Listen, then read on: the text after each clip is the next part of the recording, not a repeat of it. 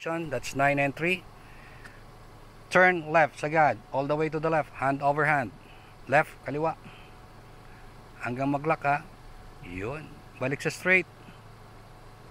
Isa. Dalawa. All the way to the right. Balik sa straight. Okay, isa pa nga po. All the way to the left. And balik sa straight. And all the way to the right. And balik sa straight. Iyon. Dala-dalawa lang yan. Laging dalawa lang. Tapos yung butas na malaki, nasa gitna, nakikita yung dalawang relo. Ibig sabihin, naka-straight yung gulong natin. Kung sakaling nalito, ilock mo lang sa isang side, ibalik mo lang ng dalawa. Okay po? So dito naman tayo sa ating gas pedal. Tapakan mo ngayon gas pedal mo, bigyan mo ako ng 1,500 RPM lang dito. Yung kulay pulang kamay na yan, sa pagitan ng number 2 at number 1, tapak ng gas pedal. Oy, lumampas agad. So, hanapin mo yan, yung pakiramdam na hanggang kalahati lang ng 2 and 1. Late ang reaction niya. Medyo late nga lang. Okay. Tapos kapag nakuha mo yung pagitan ng 2 and 1, steady mo doon ng mga 10 seconds. Sige, para ma-memorize natin yung gas pedal na yun. Kung hanggang saan lang. Sige lang. Pagitan ng 2 and 1, tapos steady mo. Habulin mo dun sa part na yon. Pag bumaba, habulin mo ng konting tapak. Bumababa, ibig sabihin nabibitawan mo yan. Konti pantaas.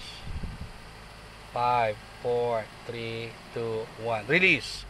Kunyari mag-brake ka naman, tapakan mo yung brake pedal mo.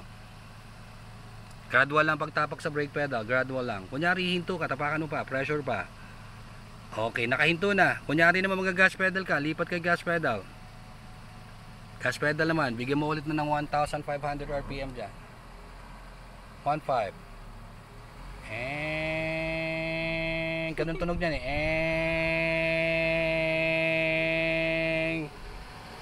Okay, kunyari hinto ka, brake pedal naman, gradual lang. Sige, tapak po. Yun, balik tayo kay gas pedal, try ulit. Steady sa 1.5. Konti pa. Tumataas. Okay, release. Brake pedal ulit. Kunyari titigil. Gradual lang. Okay. O, try naman natin sa clutch pedal. Clutch down, sagad. Pag narinig mo akong clutch down, sagad, sa floor yan ha. Dikit sa floor. Clutch down, sagad. Okay. Release mo ng dahan-dahan lang. Iaangat pa lang. Down, mga alay. Oo, dapat ito, itong part na to. Clutch down, sagad, adjust tayo, yung hindi ka nangangalay. Yan! Tapos, angat po ng dahan-dahan. Angat pa. Bandang kalahati yan eh. So, sa part na yan, may clutch bite na yan. Bilang ka tayo na 5 seconds, kunyari tumatakbo tayo, release mo na after 5 seconds. Pero smooth pa rin ang release. Try mo nga i-release. Yan, pag nag-release na. So, ganyan naman tayo sa ating clutch. Mangalay lang sa una ha. Magkakabasel yung kaliwa mong paa kasi kailangan natin yung clutch. Hindi tulad sa automatic ka na lang yung nagagamit natin. Okay po? Okay, lilipat na ako sa kabila. Good luck kay ma'am!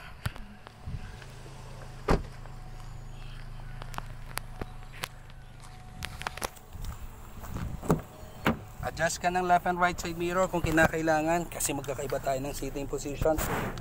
Nandiyan naman yung switch sa iyo.